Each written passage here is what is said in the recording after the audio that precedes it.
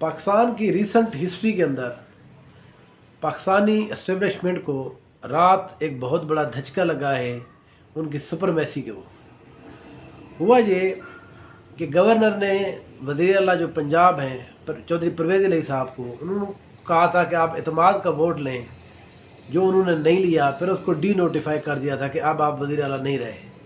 बात चली गई थी अदालत के अंदर। अदालत ने ये कहा था कि आपको एतमाद का वोट लेना चाहिए। जब आप असम्बली तहलील करने जा रहे हैं उससे पहले आपके पास इतने अरकान ज़रूर होने चाहिए।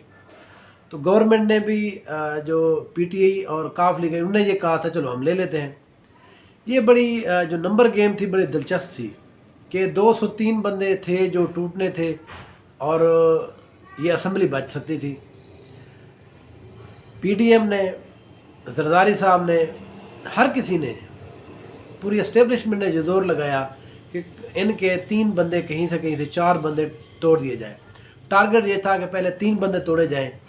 उसकी वजह ये है कि अगर ज़्यादा उनको ख़तरा था कि अगर ज़्यादा बंदे तोड़ते हैं तो ये सीधी बात चली जाएगी एस्टेब्लिशमेंट के ऊपर। उन्होंने ये कहा कि इतने कम बंदों को हम फोकस करें ताकि ये बात जाए कि एस्टेब्लिशमेंट इसमें नहीं थी, ताकि हम कल कह सकें कि एस्टेब्लिशमेंट अगर होती तो वो ज़्यादा बंदे तोड़ती। इस फार्मूले के तहत इन्होंने 3 बंदों को टारगेट किया। जब ये 3 बंदों को टारगेट किया तो इनको वहाँ से मतलूबा नंबर मिल गए। फिर उसके बाद यहाँ से भी ये बात होना शुरू हो गई कि हम एतमाद का वोट ज़रूर लेते हैं। बीच में ये बात है हम नहीं लेते। परवेज़ इलाही ने कहा हमें अदालत कहेगी तो फिर हम लेंगे। इस दौरान एक आज़ाद रुकन जो बिलाल असगर है वड़ैच, उन्होंने ज्वाइन कर लिया पीटीआई को।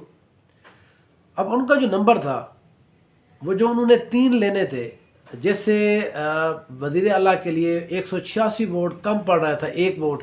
अब वो 1 वोट दोबारा से इनके पास आ गया, परवेज़ इलाही के पास और पीटीआई के पास। इसलिए उनके पास फिर 1-2 दिन और दरकार थे एक और बंदे के ऊपर वर्क करने के, ताकि हम उसको यहाँ से निखार सकें और ये बता सकें कि अब ये अक्सरियत नहीं रखते, इसलिए असम्बली ये तहलील नहीं कर सकते।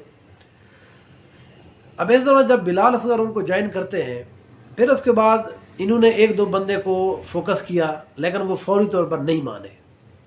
बाल आखिर जब पीटीआई को ये पता चल गया कि अगर हम 1-2 दिन और डिले करते हैं तो हो सकता है हमारा कोई ना कोई बंदा फिर टूट जाए, तो उन्होंने ये फैसला किया रात कि असम्बली का इजलास फौर जो चल रहा है उसी के अंदर ही एतमाद का वोट ले लिया जाए। रात तकरीबन 10:30 बजे ये कार्रवाई स्टार्ट हो गई। राना सनाउल्लाह, जो तारड़ साहब हैं, अता तारड़, बाकी जो लोग हैं नून लीग के, वो वहाँ पर मौजूद थे असम्बली इजलास के अंदर। जब उनको ये पता चला कि इनके पास एक बंदा अब ज़ाहिर है वो आज़ाद भी आ गया है, तो इसलिए इन्होंने ये फ़ैसला किया कि इसको डिले किया जाए 2 दिन के लिए, आज ना लें। इन्होंने ये बड़ा शोर किया।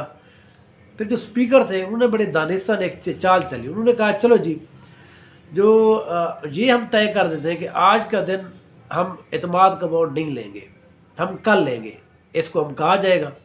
और वो थोड़ा सा रिलैक्स हो गए। तो लेकिन ज़ाहिर है वो हर जो सियासी जमात होती है उसको अपनी एक प्लानिंग होती है, अपना एक तरीक़ाकार होता है। उन्होंने ये क्या 11:55 पे रात उन्होंने इजलास ख़त्म किया, नई डेट दे दी 12 जून की, और रात 12:05 जो नई डेट बनती थी उस टाइम के ऊपर इजलास दोबारा बुला लिया। ठीक 7 से 8 मिनट के बाद दोबारा आए, क्योंकि उनके पास 186 अरकान पूरे थे।